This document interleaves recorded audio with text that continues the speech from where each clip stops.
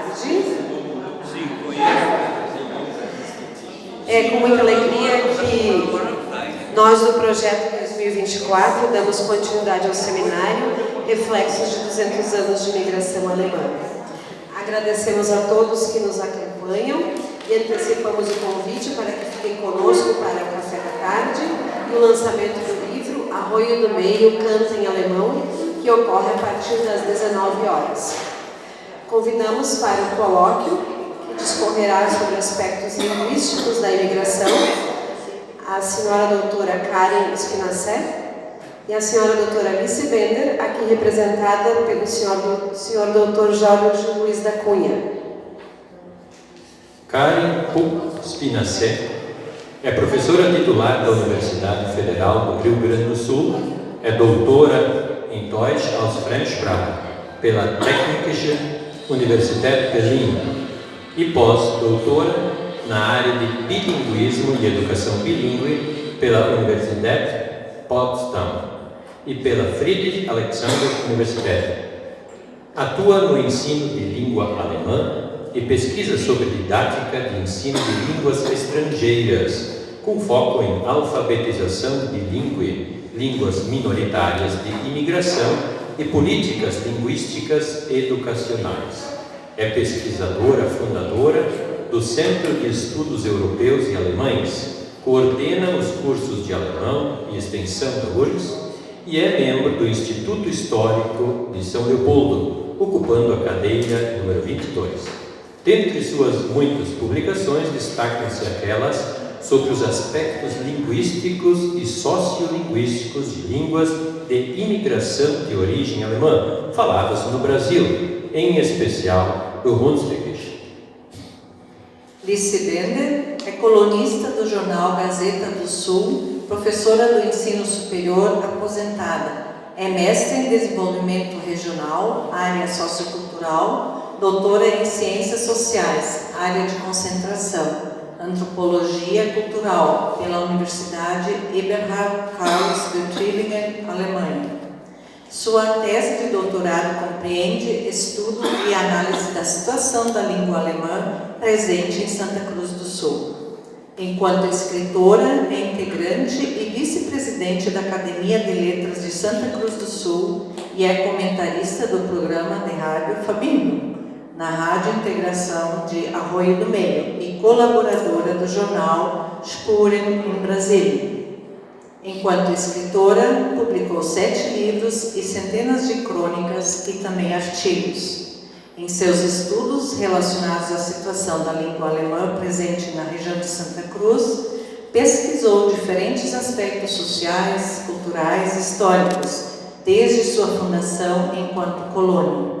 Pesquisou as instâncias que colaboraram para a manutenção do idioma e o que levou à sua atual situação.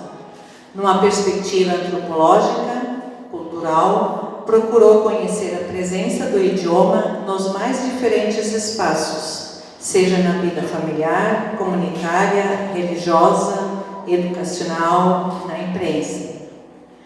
Por outro lado, em suas muitas imersões na cultura do país de origem dos imigrantes, em suas muitas viagens de estudo e pesquisa, teve a oportunidade de conhecer de perto a vida contemporânea na Alemanha, seja em cursos de aperfeiçoamento para professores no Goethe-Institut, em München, Berlim, ou do programa especial do DAAD, Deutsche Akademischer Austauschdienst, com ênfase em literatura e cultura alemã, na Universidade Albert Ludwig de Freiburg.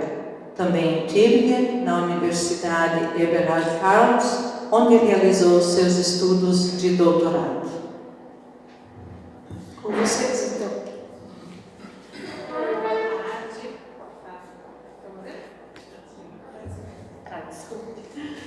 Boa tarde. Então, muito obrigada pela apresentação e muito obrigada pelo convite de estar aqui. Estou muito feliz de estar pela primeira vez em Arroio do Meio, falando aqui para esse público tão diverso. Então, vamos lá. Né? Eu trouxe uma fala, então, que tem tudo a ver com temática desse seminário de hoje, né, reflexos de 200 anos de imigração alemã, as línguas de imigração, porque as línguas de imigração são um grande marco, né, um grande reflexo realmente desse movimento de imigração que aconteceu para o Brasil. Então, primeiramente,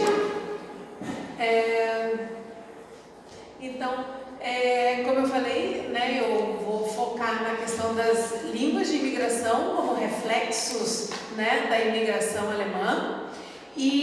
Mas primeiramente acho que é importante a gente pensar o que é uma língua de imigração, né? Então a língua de imigração é uma língua alóctone, ou seja, exógena, né, que vem de fora, uma língua que é trazida de fora a um país por meio de um grupo de falantes e através de correntes migratórias. Essas línguas passam por situações e dinâmicas específicas que esse grupo está vivendo no novo território, tornando-se referência de identidade e memória. Então, no Brasil existem mais de 50 línguas de imigração. Na verdade, foram contabilizadas 56 línguas de imigração no Brasil. Aqui está uma lista que Altenhofen publicou num artigo em 2013. É pequenininho porque eu copiei da página, então é uma lista longa, como eu disse, com 56 línguas de imigração de vários tipos, várias origens diferentes. Então você tem aqui as de origem italiana, grupo alemão, grupo italiano, grupo eslavo, né, com polonês, russo e ucraniano, grupo chinês, então tem cantonês, quinha, grupo japonês também com algumas representantes, o grupo judeu, que tem o hebraico e o Yiddish, grupo cigano, grupos de imigrantes fronteiriços, crioulos e demais grupos, como por exemplo árabe, armênio, coreano, francês, grego, holandês, húngaro, letão e sueco. Então todas essas línguas podem ser encontradas num número maior ou menor de falantes e de localidades, né, mas podem ser encontradas no Brasil sendo faladas como língua de imigração. Não como língua do estrangeiro que veio e resolveu morar aqui. É por isso que é importante definir o que é língua de imigração. Porque ela veio, língua de imigração é aquela que vem e se arraiga nesse território também e fica, né?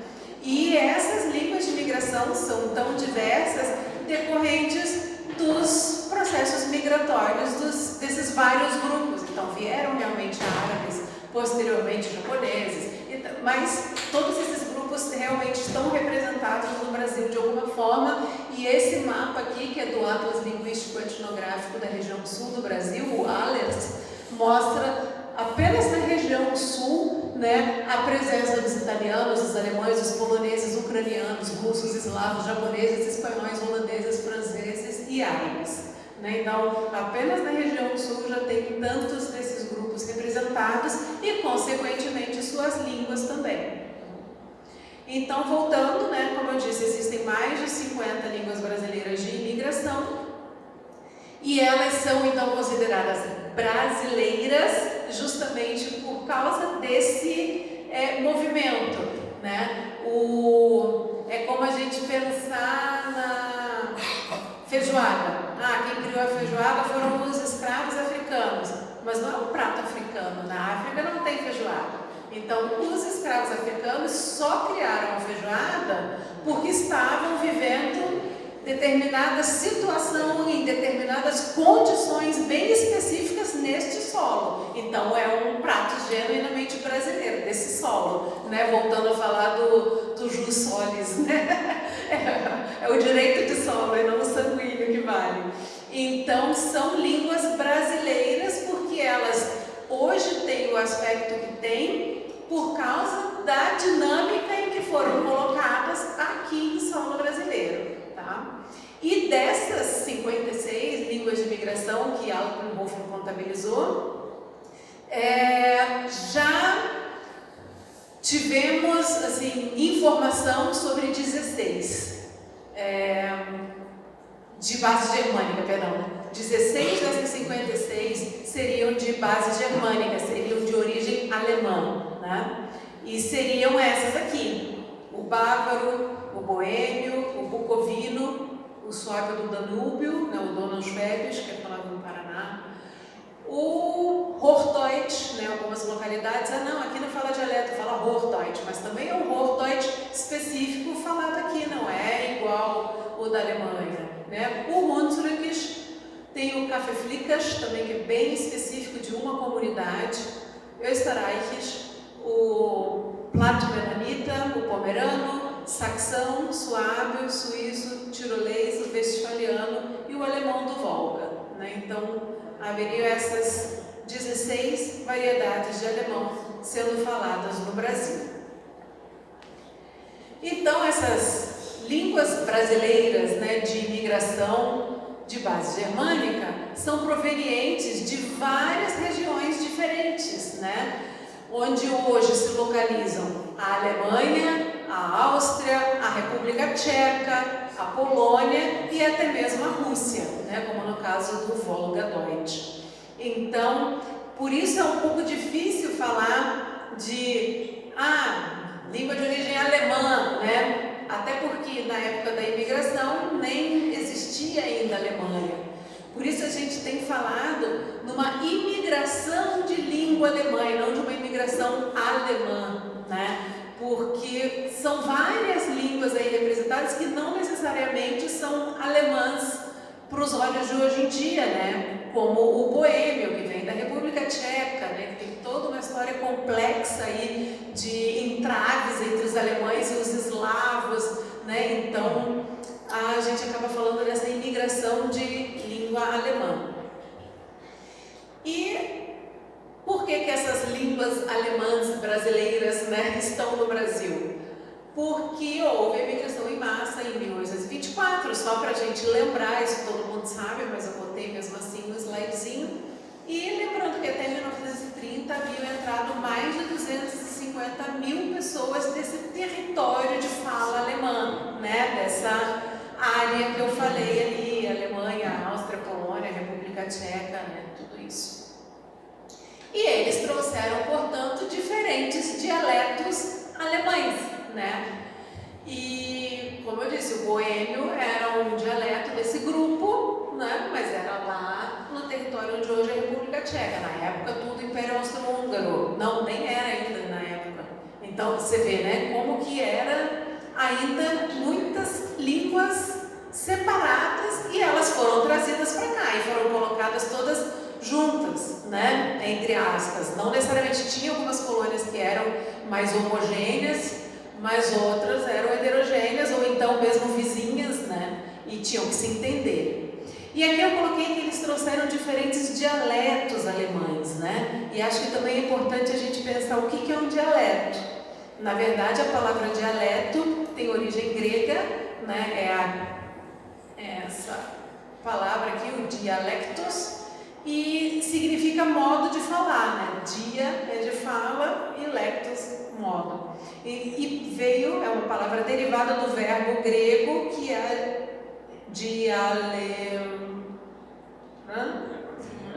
né? Que quer dizer falar com o outro, né? Dialogar. Daí, inclusive, vem também o nosso verbo dialogar. E geralmente, um dialeto, ou seja, né, assim, é um modo de falar, igual uma língua, não tem diferença. Mas se caracteriza o dialeto por estar subordinado a uma língua padrão escrita, né? Essa língua padrão, ela vem dos dialetos, não é o contrário, né? Então você primeiro tem várias línguas que são faladas e alguém acha uma semelhança, convergências entre elas, e elas são todas familiares e cria-se uma norma, principalmente para a escrita, para que todos se entendam. Essa que é a ideia. Então não é um guarda-chuva, vamos dizer, uma água-viva, né, que tem aquela capa em cima e tentáculos que saem dela. Na verdade, não, é mais pilares diferentes e que você coloca um teto em cima que acaba juntando esses pilares. Por isso até a gente chama a língua de referência como língua teto, né? Então esse alemão, né, padrão, era a língua teto desses dialetos, mesmo antes de existir a Alemanha, que era para esses povos se entenderem. Então havia uma língua escrita, oficial, que era válida para todos esses povos, mas cada um falava a sua língua e, por estarem então subordinada a essa forma de escrita, chamavam dialeto. Então observa-se questões linguísticas mesmo, são semelhantes e tal, são então dialetos daquela mesma língua. Mas o próprio linguista Cossêrio, ele já falou que não há, então, a partir da definição, uma diferença de natureza ou uma diferença substancial entre o que é dialeto e o que é língua, já que ambos são um sistema linguístico com fonemas, léxico, né, vocábulos e gramática.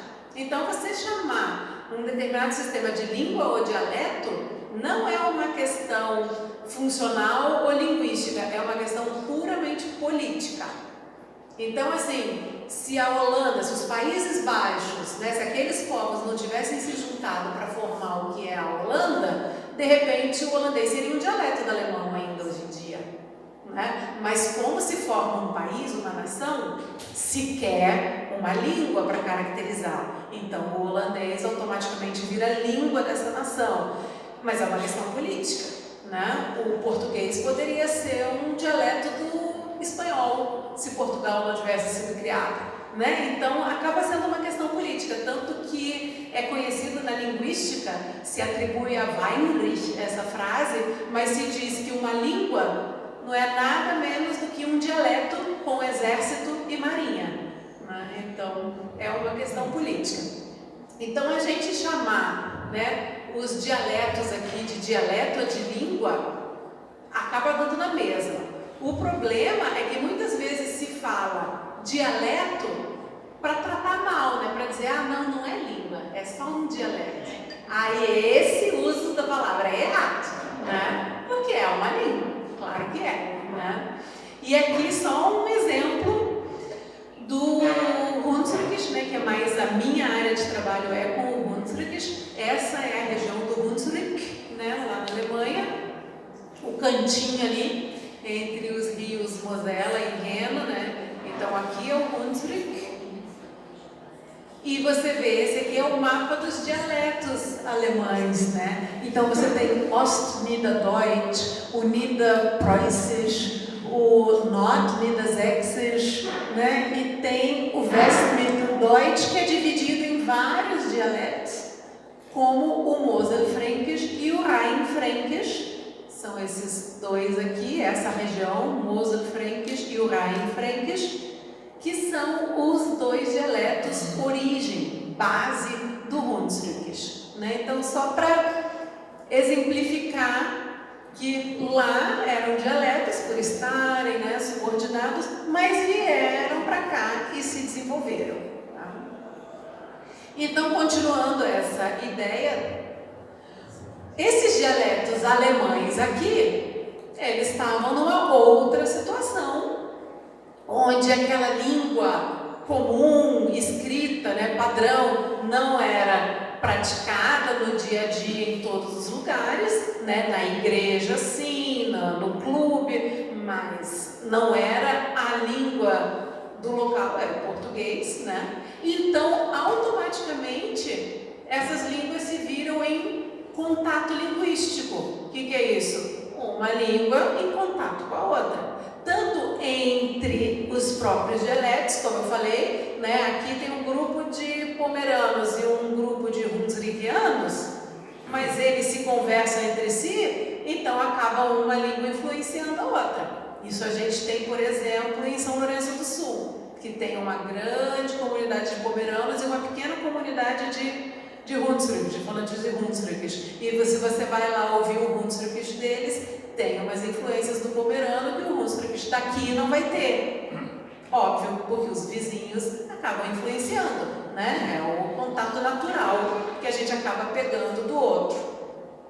E também com outras línguas. Se esse Hunsrück está do lado de uma comunidade italiana, vai haver interferências também no italiano, ou dos poloneses. Então, esse contato linguístico acaba gerando uma mudança na língua, né? Empréstimos e tal.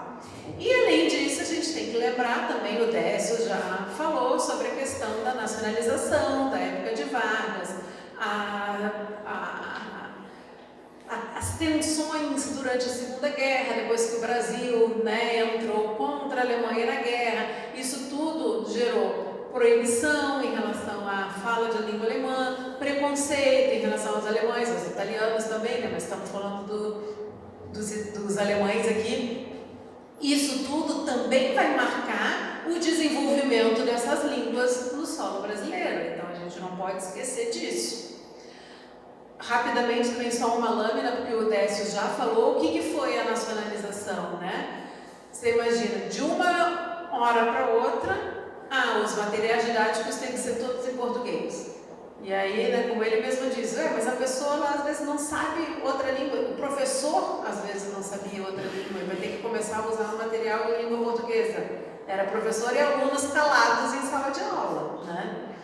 Os professores e diretores tinham que ser necessariamente brasileiros. Ora, mas o que é ser brasileiro? Essas pessoas eram já terceira geração de alemães no Brasil, ou seja, terceira geração nascida no Brasil, eram brasileiros. Como você determina o que é ser brasileiro, né? O currículo deveria garantir o ensino de História e Geografia brasileiras, né? Então foram essas questões que marcaram uma quebra muito grande no ensino, né? Não se podia aprender línguas estrangeiras antes dos 14 anos. Aí também, novamente, pergunto, o que é língua estrangeira, né? O alemão não era língua estrangeira, era língua materna da grande maioria nessas localidades, né?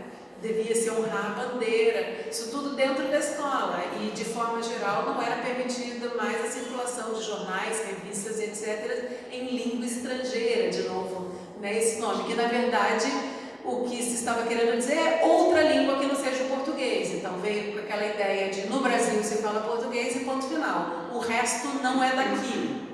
E isso foi uma propaganda muito forte, né? Porque o Brasil, na verdade, já tem todo um histórico de fazer isso desde 1500.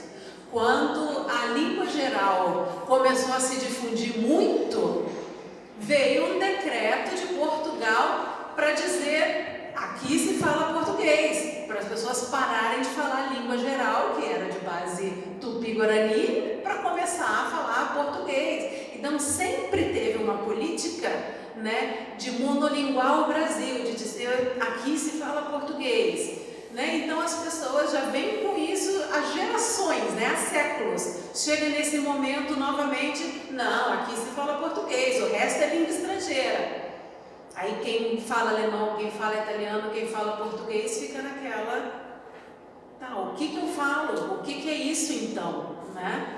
Então isso também marcou muito a história dessas línguas de imigração em solo brasileiro. E se a gente pega a realidade, né, anterior, se vê de 1000 escolas privadas aqui quer dizer comunitárias, né, por não serem do governo. Das 1000 escolas privadas que havia aqui no Rio Grande do Sul, apenas 200 permaneceram nessa época. As outras todas se tornaram públicas, ou seja, estatizadas, né? Ou elas mudaram o currículo ou então foram fechadas. E com isso, com essa proibição, o que mais aconteceu, na verdade, foi a perda desse contato com a variedade padrão lá da matriz, porque oficialmente você não usava mais a língua alemã, mas a língua de casa, em muitas famílias, foi mantida, justamente, repito mais uma vez o que o Décio falou, tinha lá aquela avó que só sabia alemão, aí você ia dizer dentro de casa, não, vó, vamos falar português? Então, nas famílias, a língua de casa, o dialeto, né, continuou sendo falado. Claro que teve famílias que pararam, mas pararam para a próxima geração, né? Não vamos ensinar nossos filhos, mas os velhos, né, continuaram falando. Então, isso deu um reforço muito grande para essas línguas familiares, para esses dialetos falados em casa. Então, a língua padrão perdeu mais aqui do que os Hunsrückisch, os Pommerisch e os Westfälisch e etc. Eles continuaram presentes. E lembrando novamente, né, antes da proibição, antigamente, dados de Willems, de 1980, ele diz que em 1846, né, 22 anos depois de iniciar a imigração, já havia 51 escolas comunitárias com ensino de alemão no Rio Grande do Sul.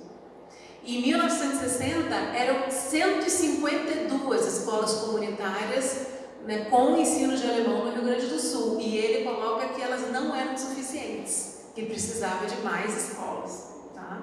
E Lúcio Kreutz, em 1991, no estudo, ele também coloca que no fim do século XIX, havia 26 escolas apenas em São Leopoldo. 3 eram públicas, né, eram estatais do governo. 23 eram comunitárias. Né? E dessas 23 comunitárias, só uma tinha ensino de português. O português era uma língua estrangeira nessas escolas. Né? Então ele coloca que o bilinguismo era um desafio nessas escolas comunitárias, porque era monolinguismo, era basicamente só alemão. Porque se evitava realmente a bialfabetização e acreditava-se que o aluno deveria saber muito bem o alemão primeiro, porque aí depois ele poderia aprender melhor o português. Né? Então, os próprios professores não dominavam o português muito bem e o português só aparecia na formação de professores no último ano como uma disciplina didática. Então, muitos professores realmente não tinham proficiência em língua portuguesa. E outro dado interessante também é do censo de 1940, que, né, segundo os dados coletados, no Rio Grande do Sul, 747.859 pessoas não falavam o português em casa, porque tinha a pergunta, infelizmente essa pergunta acabou em 1940, mas havia a pergunta, que língua você fala em casa? Né? E o português não apareceu para 747.859 pessoas. 393.934 dessas pessoas que disseram que não falavam português, falavam alemão. Né? Então as outras falavam italiano, polonês, ucraniano, sei lá. Né? Mas 95% dessas pessoas eram nascidas no Brasil. Então, assim, como assim o brasileiro fala português? O brasileiro fala o que fala, o que a família ensinou, né? Então, acho esse censo muito interessante e, infelizmente, como eu disse, desde então essa pergunta saiu do censo, desde 1940 não se perguntou mais isso. Então, hoje em dia, a gente não tem como calcular quantos falantes de Hunsrückisch, quantos falantes de Westfaliano, não tem como mensurar, porque não tem nenhum dado oficial de onde a gente possa tirar isso, só por estimativa mesmo. E seguindo, né, o desenvolvimento dessas línguas de imigração de base alemã no Brasil, elas se desenvolveram com uma distância considerável, então, em relação à Alemanha, que estava a 11 mil quilômetros de distância, numa época que não tinha a ponte aérea São Paulo-Frankfurt, né, então não era assim, também vou lá visitar o meu parente. Muitas vezes a família migrava completa, nem ficava parente lá, né? Então não tinha esse contato para reciclar, né, a língua falada. Então esse desenvolvimento aconteceu independente. Então, por isso, e pelo que eu falei antes do contato, nós reconhecemos nessas línguas muitos empréstimos do português, né, estrangeirismos mesmo, e fenômenos como code mixing, que é no meio da fala você muda, né, você põe uma palavrinha do alemão ali, mas está falando em português, ou muda completamente o código, né, esses fenômenos são muito encontrados, mas esses fenômenos que são naturalíssimos em qualquer caso de contato linguístico, né? Se um americano vai morar na Alemanha, ele vai fazer isso, ele vai trocar a língua na hora que está falando, ele vai dizer, eu vou no bar, no golfo, né? Vai inserir palavras, isso é normal em qualquer caso de língua que está em contato. Aqui no Brasil, por causa de toda a campanha contra o alemão, por causa de toda a campanha no Brasil se fala português, isso pegou mal. Então começaram a achar, não, então essa língua não é boa. Se ela está tendo contato, se ela está pegando emprestado coisas de outras línguas, é porque ela não é boa. E aí se começou a formar uma imagem negativa dessas línguas, porque, não, é misturado, é uma mistura, não é uma língua de verdade, né? Justamente por causa dessa variação. Então, elas são consideradas, né, línguas minoritárias, quando se fala em língua minoritária, né, pelo amor de Deus, não tem nada a ver com o valor da língua, ela não é uma língua menor. Língua minoritária, geralmente pela questão de existe uma majoritária, que é o português, que é falado por mais pessoas, e essa, por mais que tenha, sei lá, milhões de falantes, não chega a 210 milhões, né? Então, por isso que é minoritária, porque é de um grupo étnico.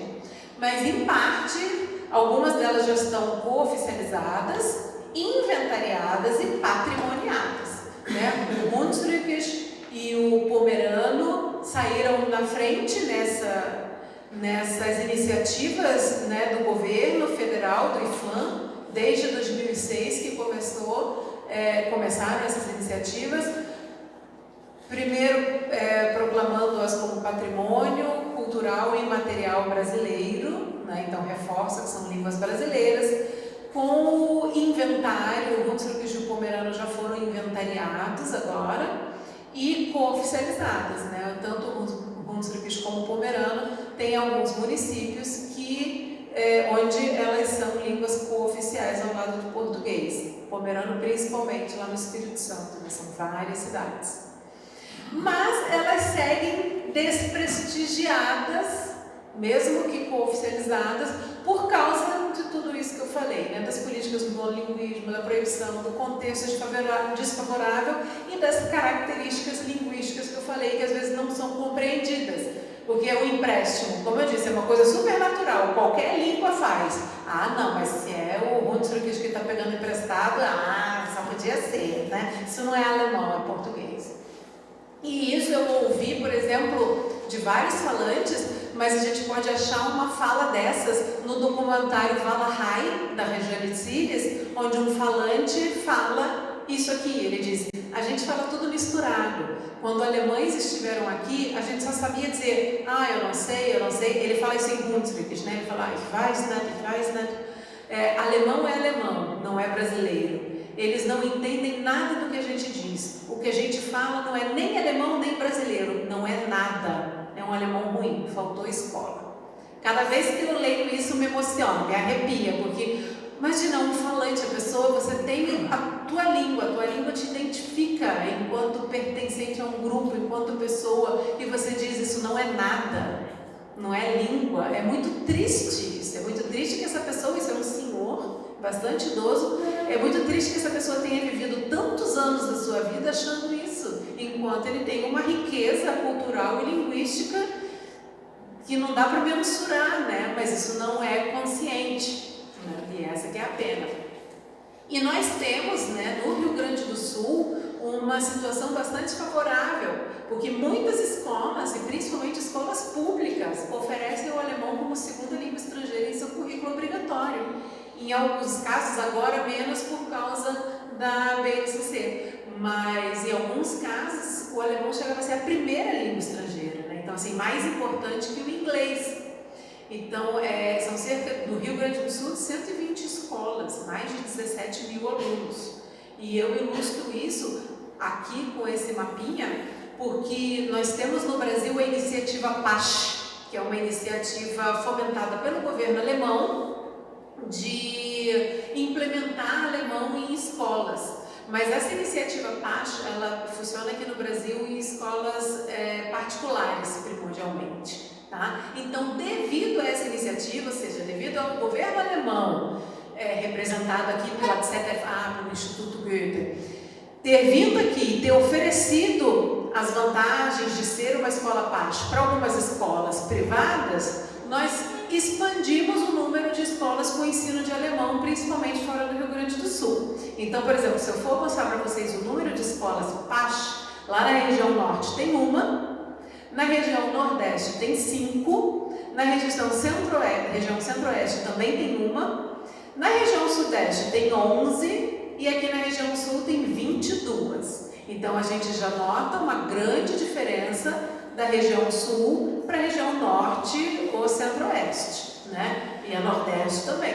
Mas por que dessa diferença? Por causa da identificação e do interesse do idioma alemão que existe aqui. E de onde vem essa identificação e esse interesse? Questões históricas. Ah, minha família é de origem alemã. Ah, minha avó falava alemão, eu tenho interesse. Então é inegável que isso vá gerar consequências, parece uma palavra negativa, né? Mas que vá fazer com que esse número aqui seja mais alto.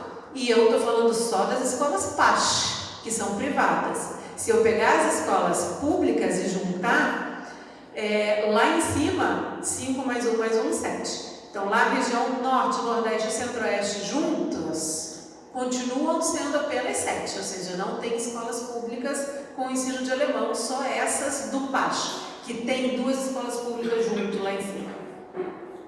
Na região sudeste são 15, mais as 4 escolas onde tem alemão como língua materna, né? Escolas alemãs. Então você tem 19 escolas. Na região sul, em geral, são 324. Né? Então faz muita diferença, mesmo se comparado com a região sudeste, que é onde estão as firmas alemãs, onde tem as escolas alemãs, né? Então você vê a importância, né, que esse legado também linguístico representa, né? Então nós temos crianças bilíngues, no meu caso eu ponho sempre, né, português Hunsrückisch, que é onde eu já pesquisei e sei que tem, mas você tem crianças bilíngues, português pomerano, português westfaliano, português Donauschwäbisch no Paraná e etc. Né? Todas essas línguas representadas. Você tem um contexto bilíngue, onde essa troca de línguas, onde esse uso de línguas diferentes faz parte do dia a dia.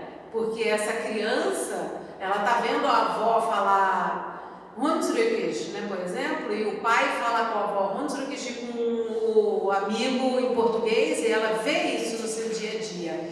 Tanto que, numa entrevista que eu fiz em escolas, em 2 escolas, uma em Teutônia e uma em Ivoti, e eu perguntava para as crianças o que você acha de aprender alemão na escola, apareceu muito, assim, eu adoro aprender alemão porque é fácil.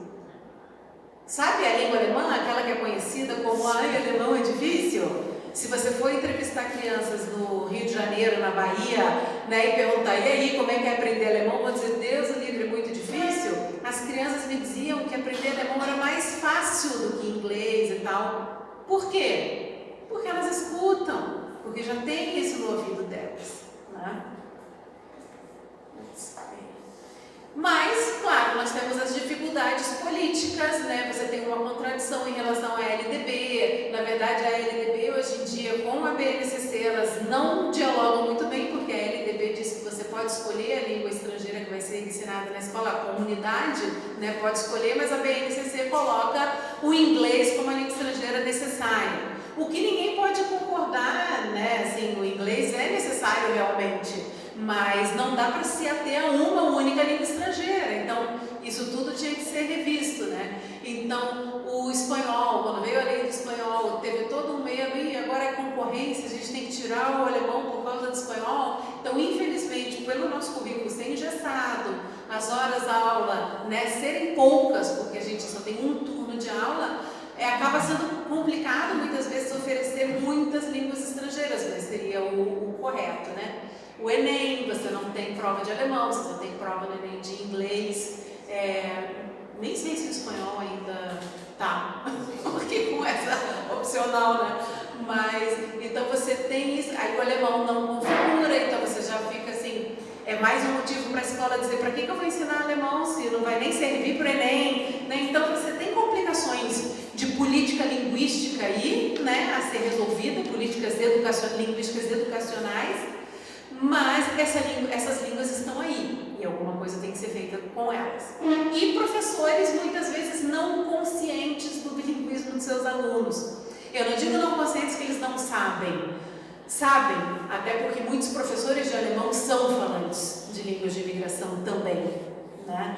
Mas o que eu faço com esse bilinguismo? Como que eu uso essa língua? Como eu integro ela na minha aula?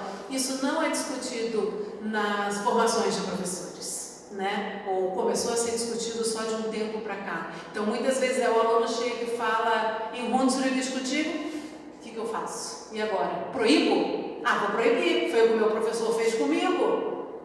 Então, não tem aquela consciência de como eu vou agir. Bem, se o meu professor, quando eu falei Hunsrück, mandou eu calar a boca, o que eu vou fazer com o meu aluno? Vou mandar calar a boca, foi o que eu aprendi, né? Então, falta essa conscientização, né, do que fazer.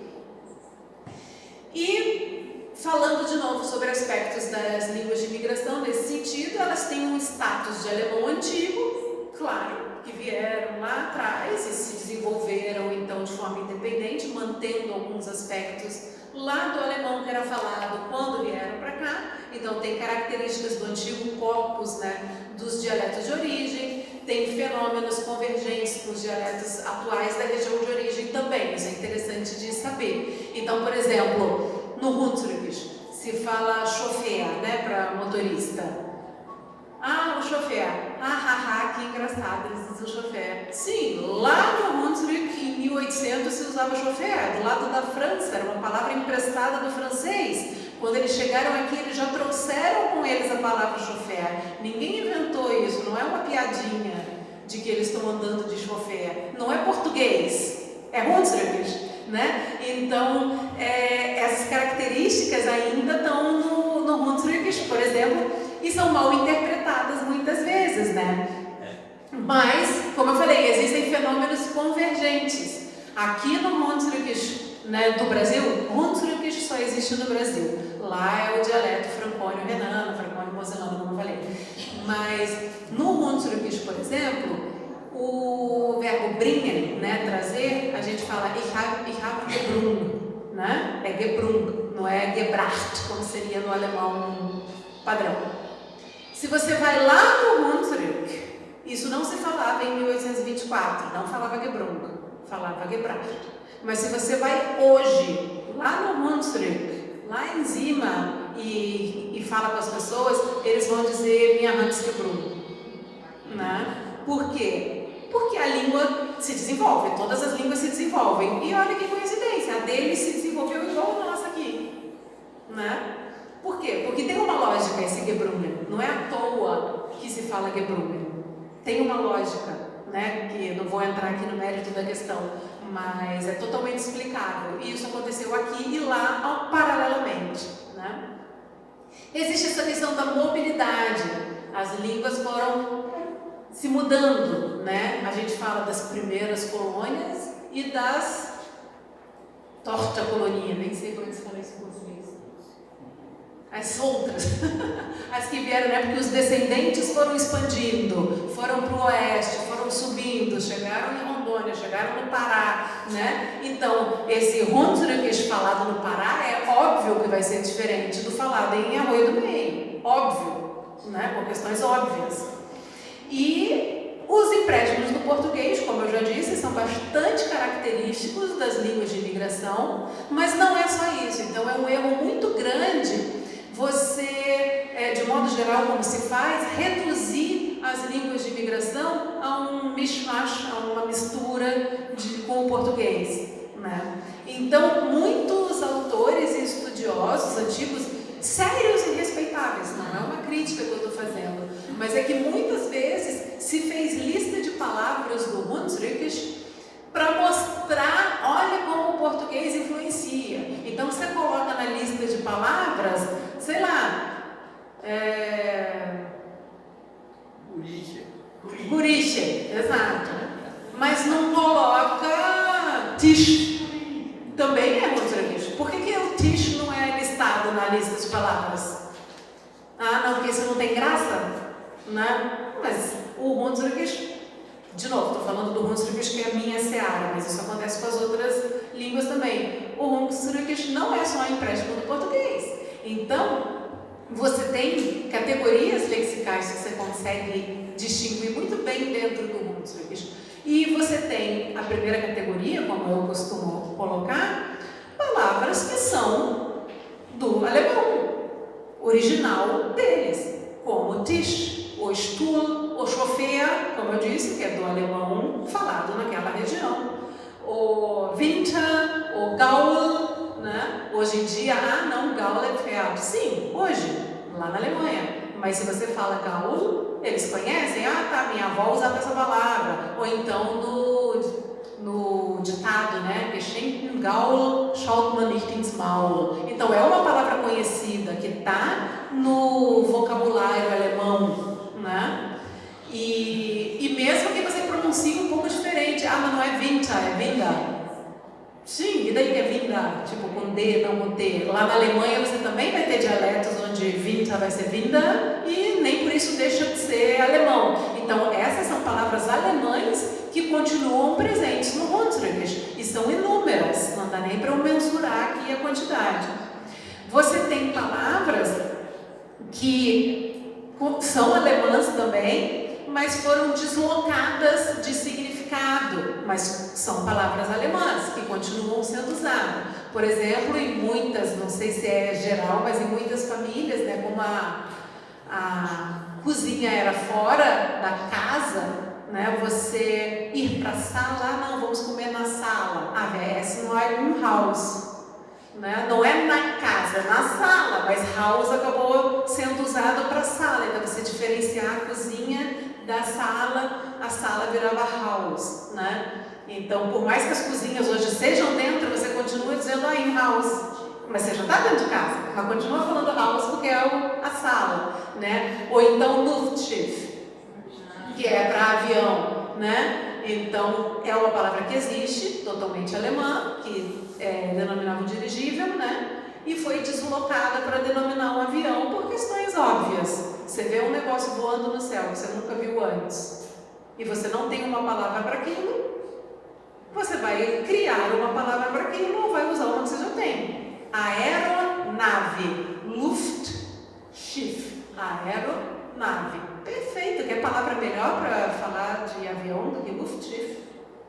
Então, Luftschiff, né? E por aí vai. Kuchen, que acabou virando Kuka, né? Então só aquele tipo de Kuchen é Kuchen em Hunsrückisch, os outros são bolo, né? E Spatz também tem outro significado que eu não vou entrar em questão aqui. E Schmier, né? Então você vê palavras que continuam sendo usadas da língua alemã, mas foram adaptadas ao uso local, às necessidades locais. Você tem uma terceira categoria que também são palavras alemãs, originais, mas com o artigo modificado, por algum motivo que às vezes não se deixa esclarecer, tá? Então, Bach em Hunsrückisch é die, né? Em alemão é der.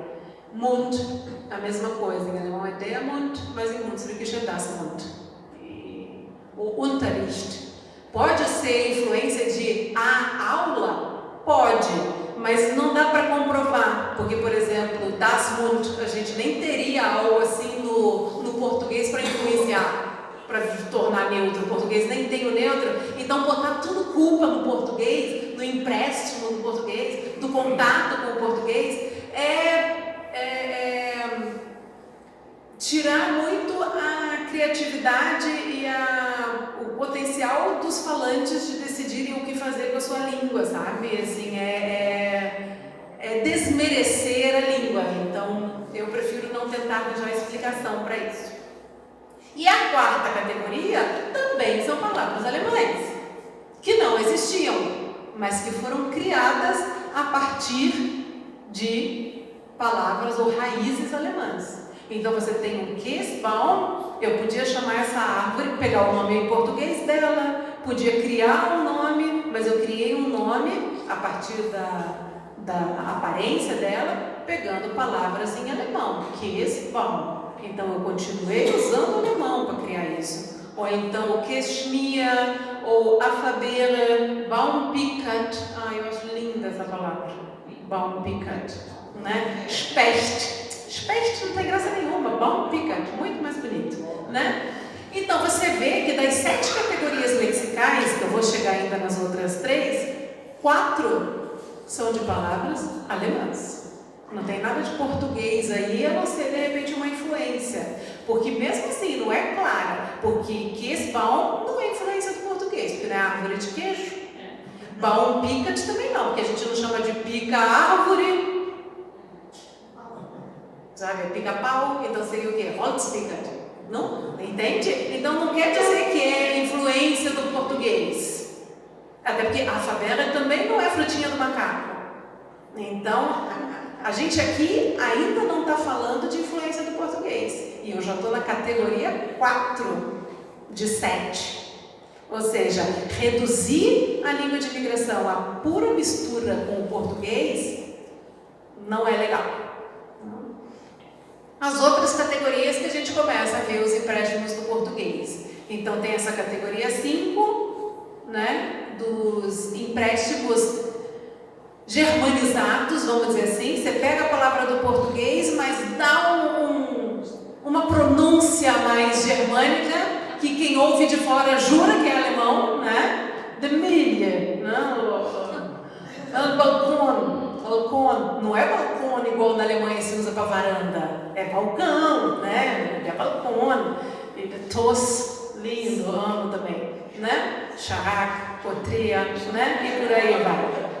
Então aqui a gente começa a ver empréstimos, mas ainda disfarçados de alemão, o que é ótimo, porque realmente quem não sabe e ouve jura que é alemão. Como a gente faz também, a gente usa abajur, a gente usa mouse, a gente usa qualquer língua faz isso, porque com o a gente não pode, sabe? Que implicância, né? Aí a categoria 6, elas são estrangeirismos. Por que eu faço essa diferença? Empréstimo é aquela que eu pego emprestada, mas adapto, né? Vou fingir que é alemão. Estrangeirismo, eu pego tal qual, é uma palavra estrangeira que eu estou usando, tá?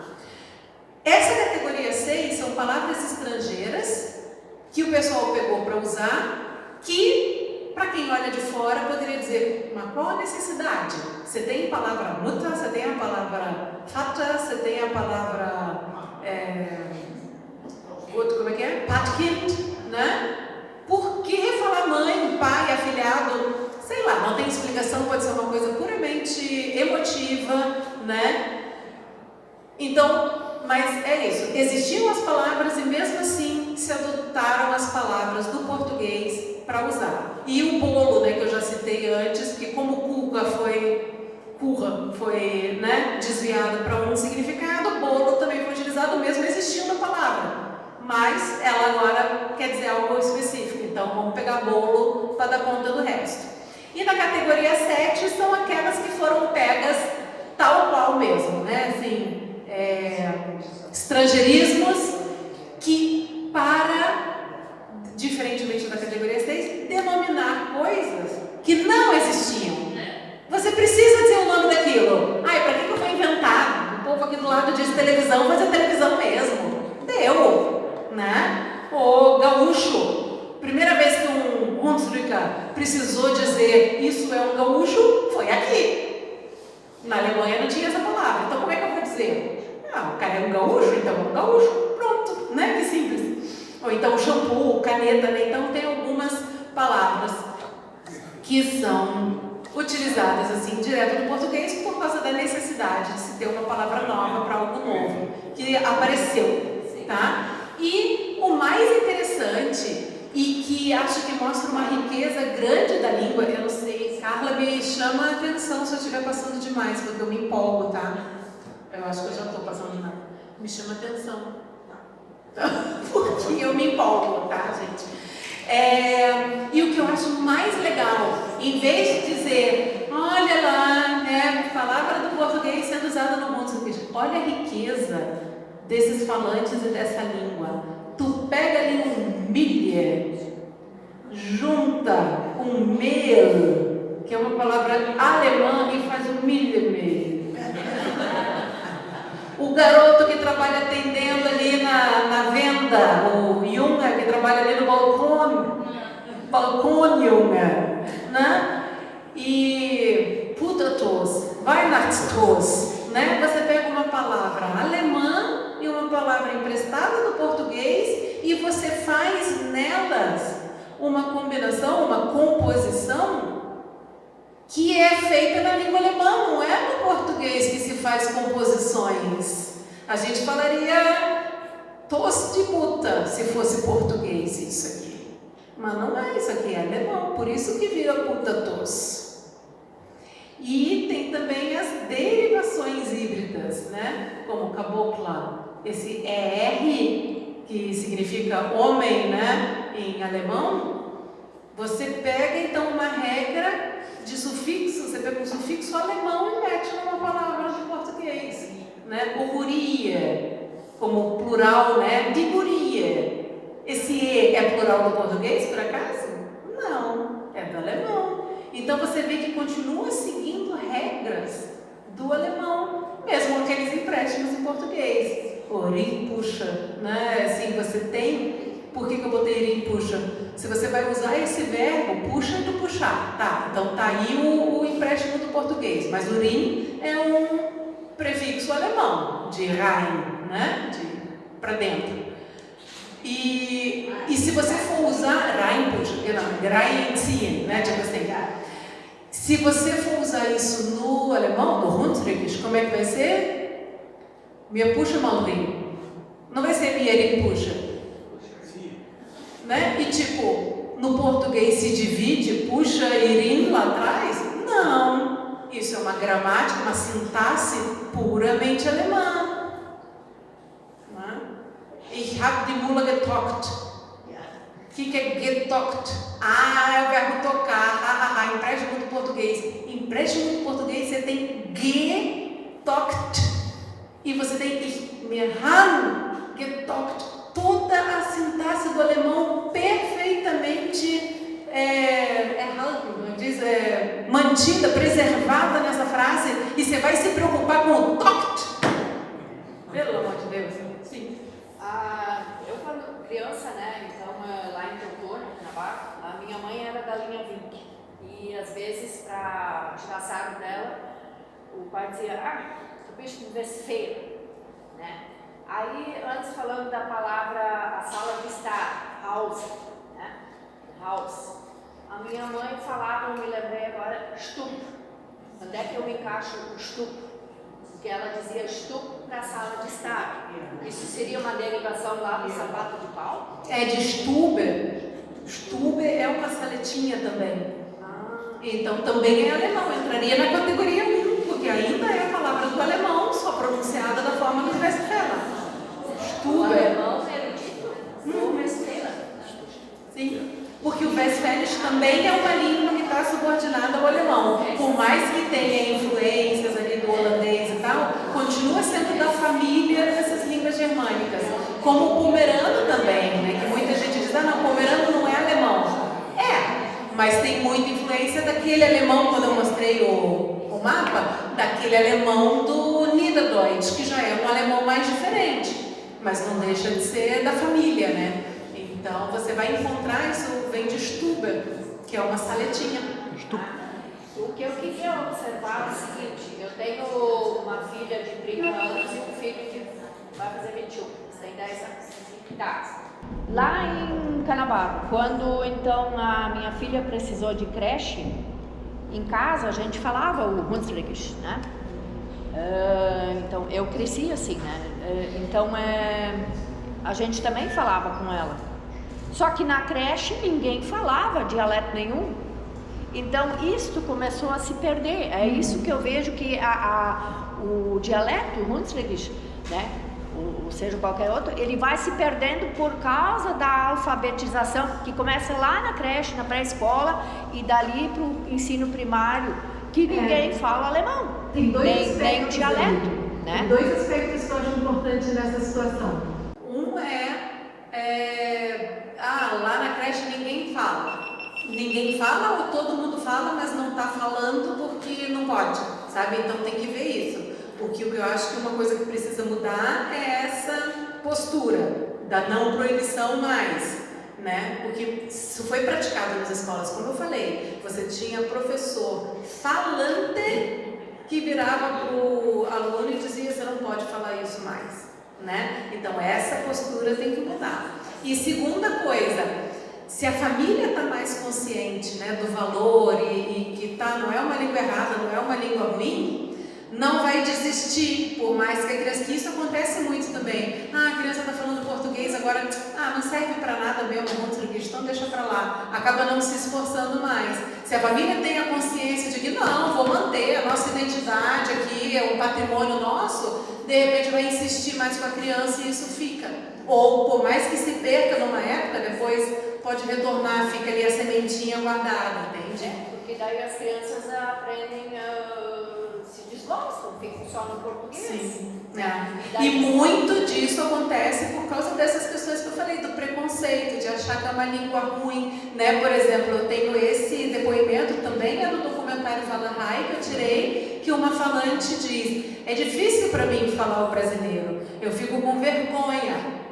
Eu sou brasileira sim, eu só não sei falar certo, eu entendo bem quase tudo, mas falar, então você tem aí sempre um preconceito relacionado à tua fala, independente se é alemão, é alemão ruim, se é português ruim, aí acaba chegando naquele senhorzinho que diz: eu não falo nada, o que eu falo não é nada. Como negócio você está se comunicando, né? Então isso tudo é uma carga muito negativa para você, como pai, acabar fazendo a opção de vou passar para o meu filho a língua. Tanto que a gente fez uma pesquisa em várias localidades de fala de Hunsrückisch, mas as perguntas nem sempre vai fechar 100%, assim, porque as perguntas eram livres e nem todos respondiam. Mas, por exemplo, a gente perguntou: qual dessas línguas você considera mais bonita? O dialeto, o alemão padrão ou o português? E você vê a grande maioria de falantes, aqui eram tudo falantes de Hunsrückisch, eles declararam que o dialeto é a língua mais bonita. Então você vê toda uma afetividade em relação a essa língua que não pode ser praticada ou não pode ser declarada porque a sociedade não aceita, sabe? Aí também, seus filhos falam alemão? 4 disseram que não, 3 disseram, eles entendem, mas não falam. 1 disse mais ou menos, mas 16 disseram que sim.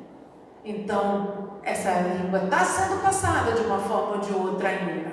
Mas, claro, chega ali com tal idade, né? Mas tem. Aí você pergunta: e quantas pessoas falam alemão aqui na região? Aí você, de novo, tem uma perspectiva mais positiva, porque 1 diz, todo mundo, outro, 6 dizem só os mais velhos, 8 dizem mais de 50%, e só 2 acham que é menos de 50%, ou seja, uma perspectiva positiva. Mas aí a gente pergunta: o alemão ainda vai ser falado na região daqui a uns anos? E o resultado vai morrer, vai diminuir. Só 3 disseram que sim, né? Então, você vê, parece que a conta não fecha. Se é uma língua linda que eu amo, meus filhos falam, passei para eles, a maioria das pessoas fala, como é que vai morrer? Porque eu estou sempre pensando nessa questão de que não vale a pena falar, não é uma língua boa, para que eu vou manter, sabe? E isso é pena. Até porque eu fiz pesquisa, como eu disse, nas escolas, né, uma em Teutônia, uma em Voti, e comparei o resultado dessas pesquisas feitas com as crianças com o resultado de crianças monolíngues que só falam português lá no Rio de Janeiro. E as crianças daqui, eles tinham que falar alemão padrão, porque na escola, né, eles aprendem. Então, os testes eram em alemão padrão. Eu pedia, por exemplo, para eles descreverem essa figura. O que aconteceu aqui? E no Rio de Janeiro, as crianças se calavam. Porque eu aprendi alemão como língua estrangeira, eu sei que nenhuma lição traz, por exemplo, tigela.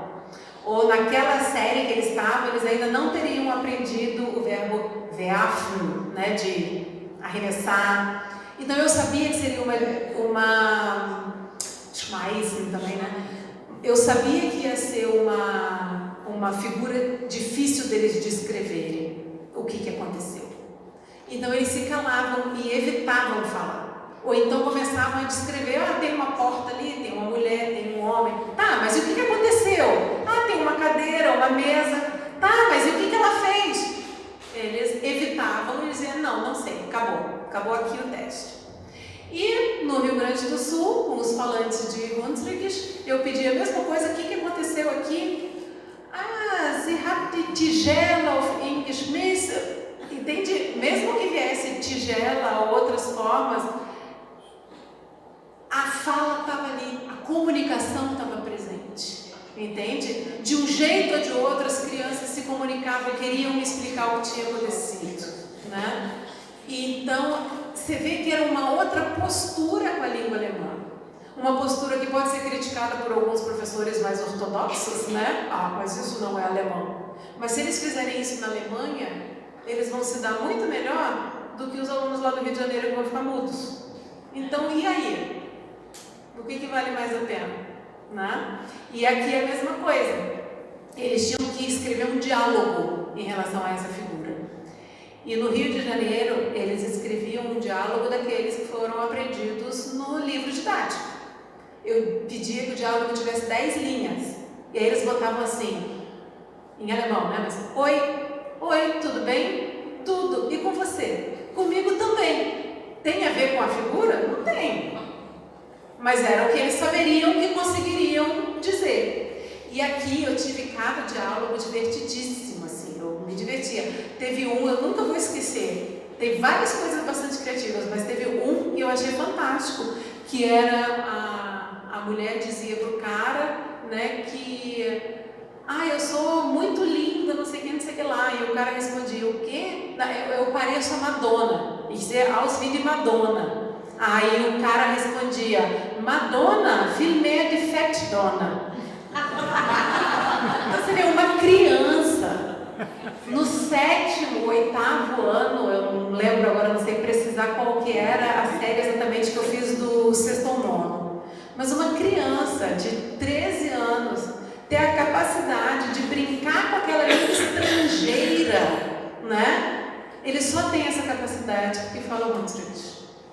Porque no Rio de Janeiro as crianças não teriam essa capacidade, né, nesse nível. Então você vê como que a língua contribui, né, como línguas de forma geral contribuem, né, e esse potencial não estava sendo usado, sendo permitido em sala de aula. Né? Então, concluindo, uma língua não é para substituir outra, há lugar para todas, né? Mesmo que seja minoritária, de imigração, majoritária, não interessa. O mais importante é que se mude a atitude em relação às línguas minoritárias de imigração brasileiras e se tenha consciência de sua riqueza e de sua importância histórica e cultural. Tá mexendo?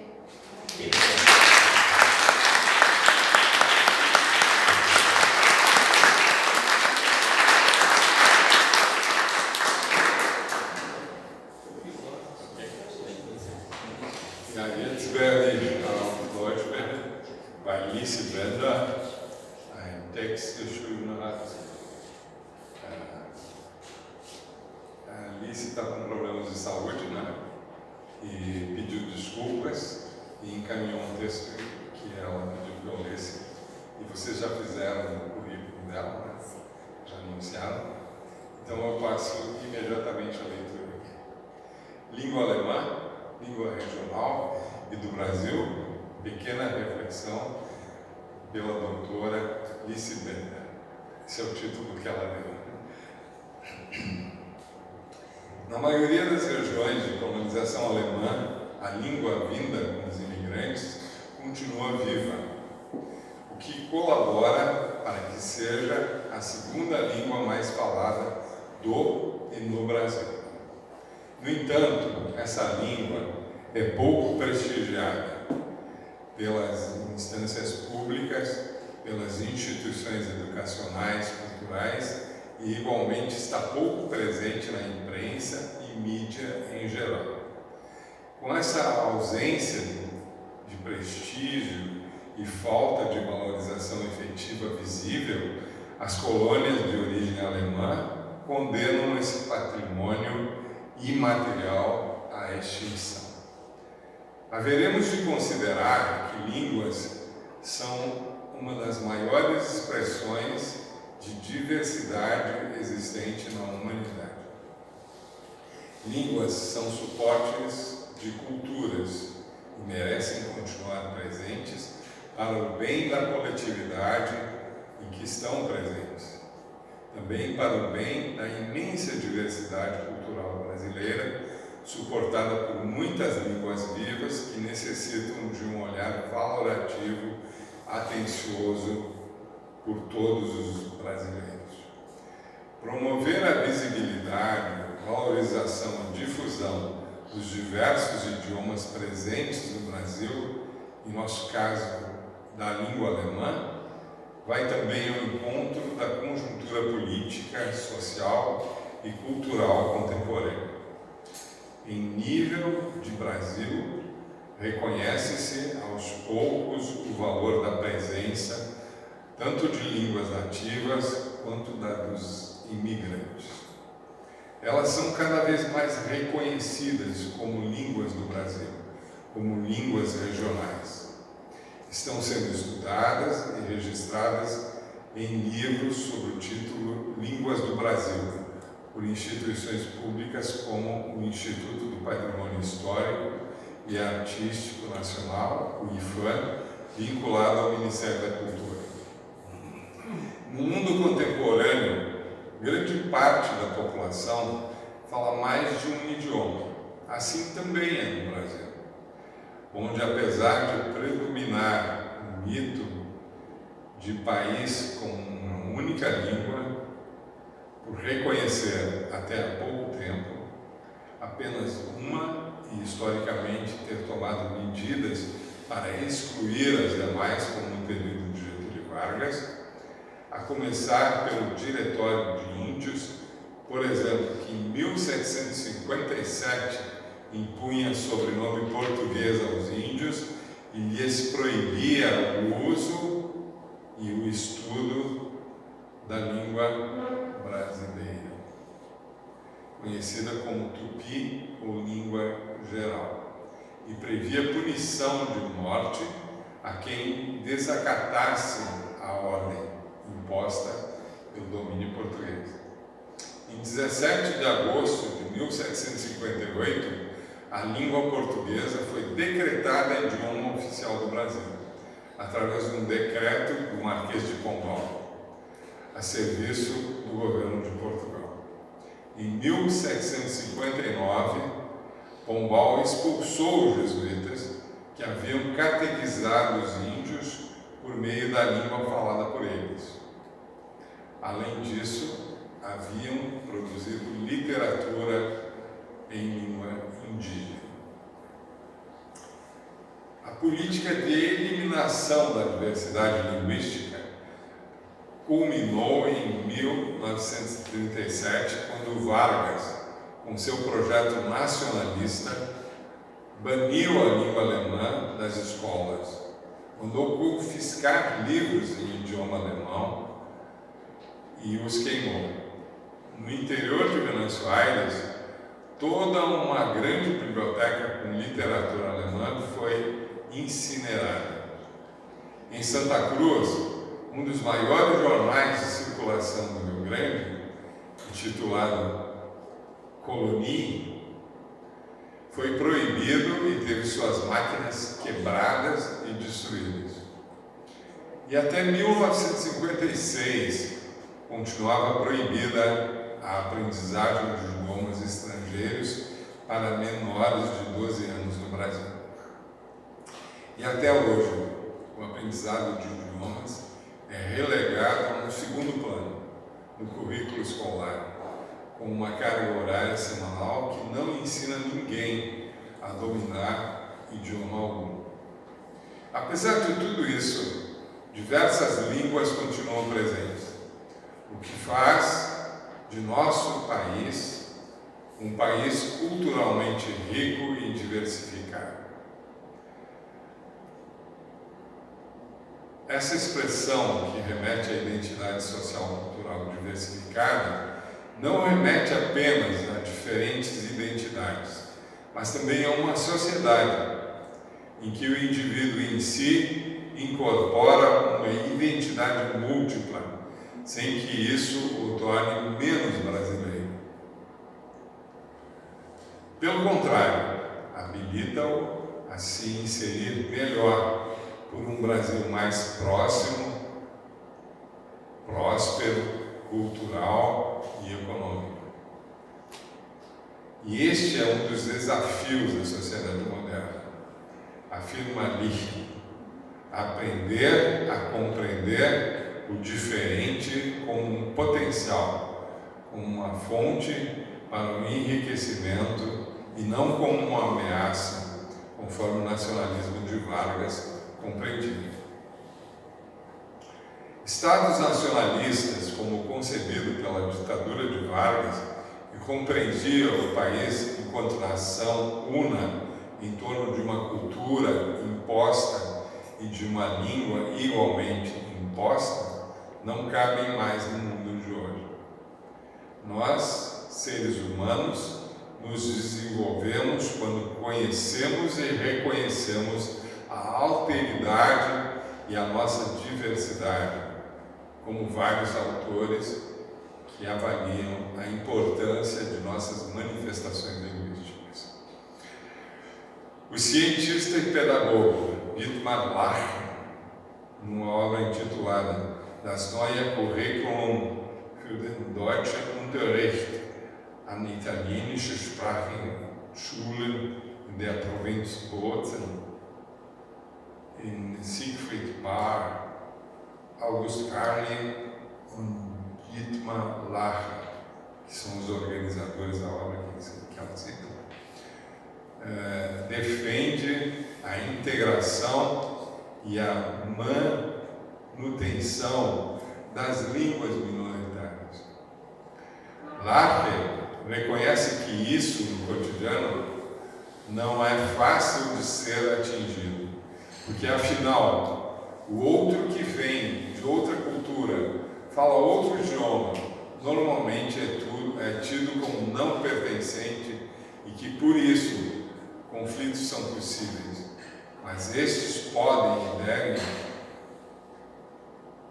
solucionados pacificamente, principalmente por meio da promoção pública, da consideração e valorização das diferenças culturais e línguas existentes num lugar em que nossos pés pisam. Um processo integrativo, conforme Lacher, requer que todos os cidadãos de uma coletividade sejam corresponsáveis por ele e contribuam positivamente à integração no meio social.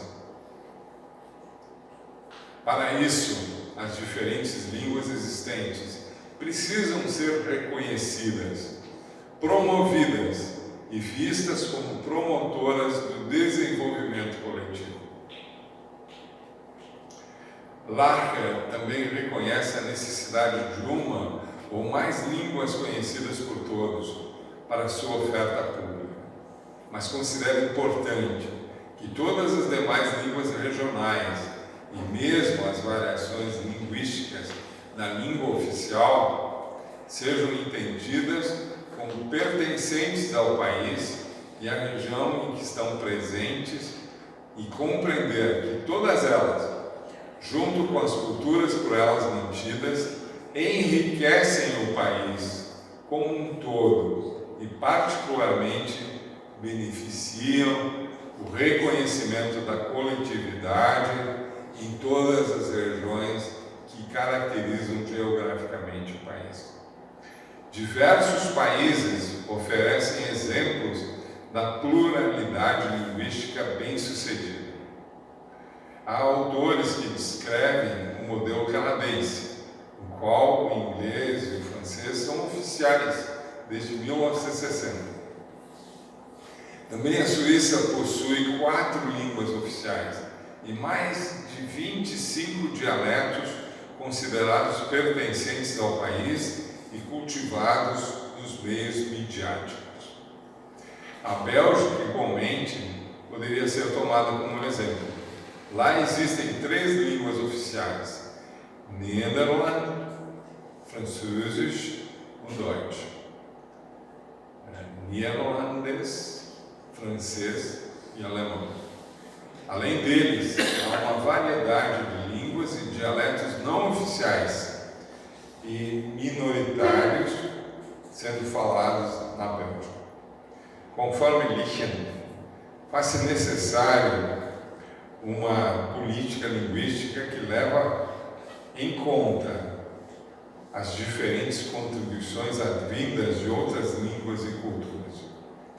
Isso é relevante num país de imigração como o nosso, em que, para além das línguas indígenas, que são em torno de 170, todas são línguas imigrantes, entre 20 e 30.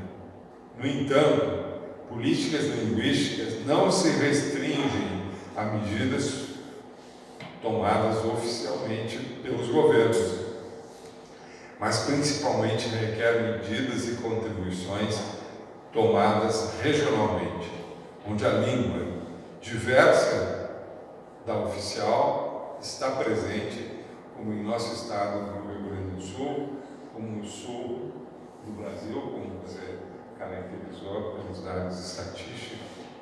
Essas medidas devem, em primeira linha, ser tomadas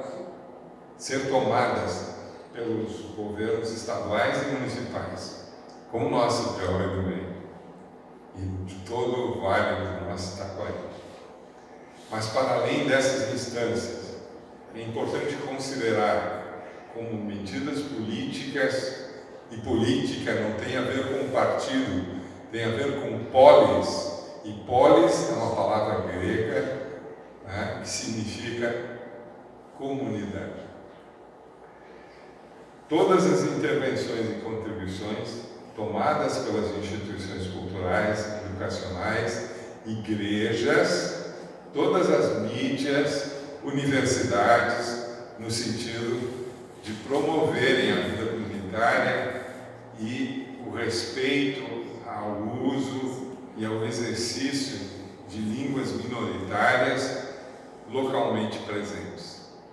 Para tanto, diferentes instâncias culturais e educacionais poderiam se incluir de forma mais exitosa, pois um lugar, uma região, é realização, materialização promovida pelas pessoas que, por meio de suas ações, suas particularidades culturais, sua literatura, sua criatividade, sua história, realizam um lugar, a região e criam a possibilidade de autoconsciência e autorreconhecimento e autofelicidade no diálogo com o coletivo.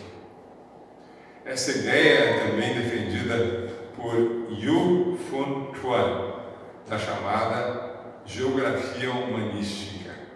Ele defende a ideia de que se deve pensar um lugar, uma região, como algo processual, porque a situação e a materialização de um lugar não são uma realidade dada, mas são uma realidade construída, historicamente construída.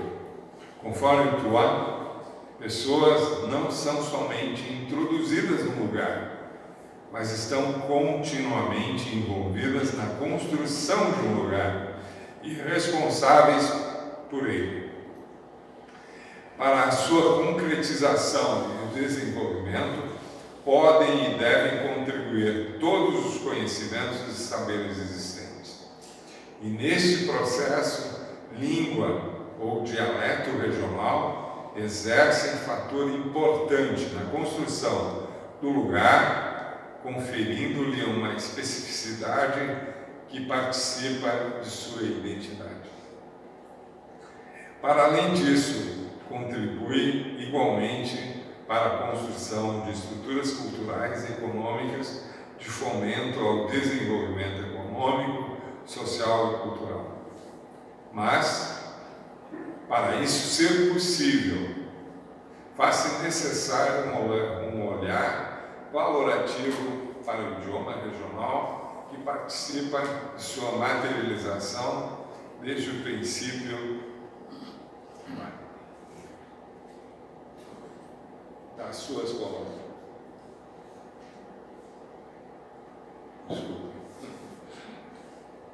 Empenhos em favor do cultivo e permanência da língua alemã serão sempre construtivos. Valorizando-a, estaremos também possibilitando seu reconhecimento, e isso fortalece a tolerância interna dos seres.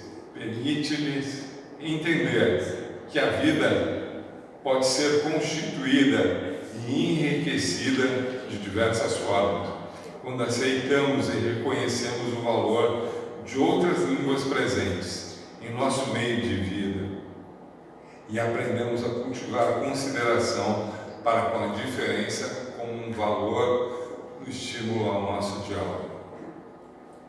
Além disso, significa a valorização de elementos linguísticos e culturais que tornam a região um lugar especial, diverso e característico de outros.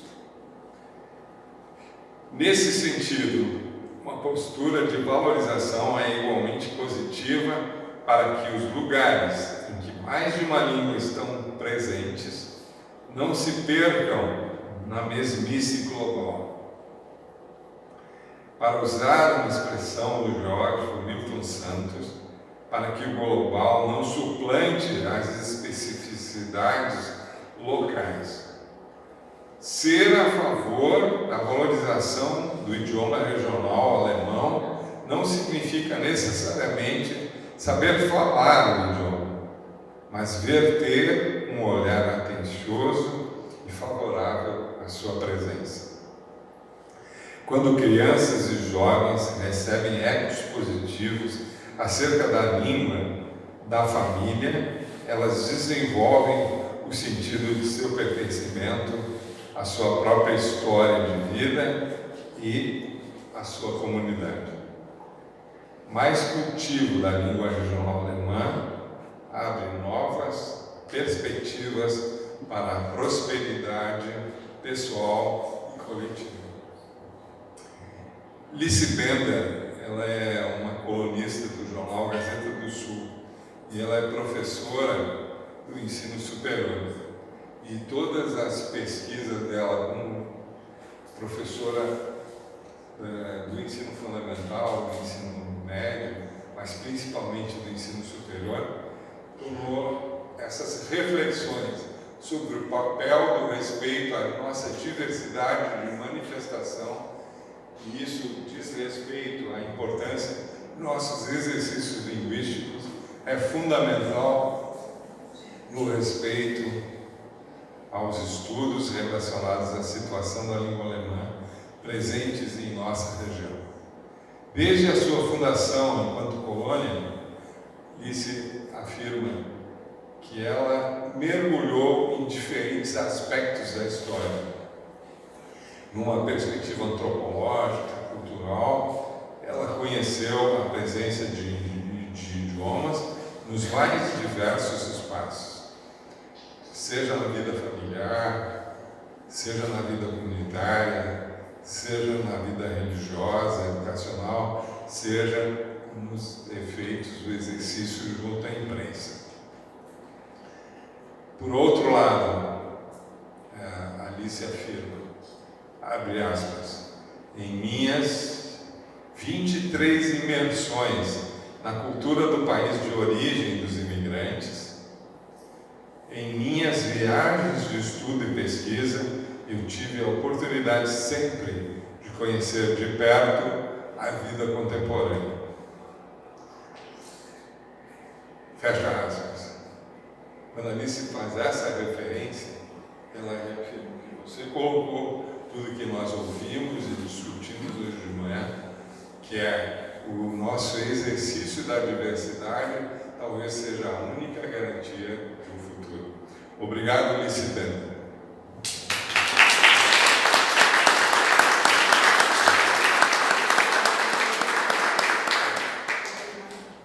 Agradecemos a doutora Karen e ao doutor Jorge, representando a doutora Alice. pelas valiosas contribuições ao nosso evento. Convido a professora Carla para fazer a entrega de uma lembrança de livros de Arroio do Meio para a doutora Carla. O doutor Jorge já recebeu. Mas eu posso levar para isso. A doutora Alice vai receber, a Carla já vai providenciar.